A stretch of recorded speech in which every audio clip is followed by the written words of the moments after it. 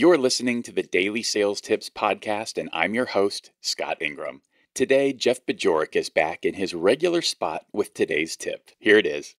They can't all be zingers. You remember a couple weeks ago, I gave you a daily sales tip, something about peanut butter and jelly sandwiches and what do you want to be when you grow up? Look, maybe that tip landed right at home, right where it needed to. I can tell you on my end, it is not aging well. That is not my best work, but I was willing to take a risk.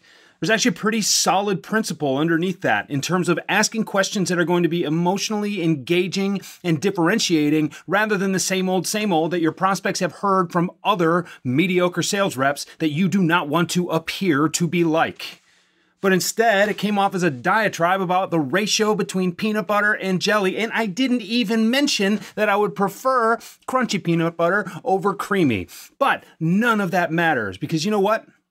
Sometimes you just got to put it out there. Sometimes you just got to have a little fun. Sometimes you have to risk doing something that won't work in order for you to hit the nail on the head.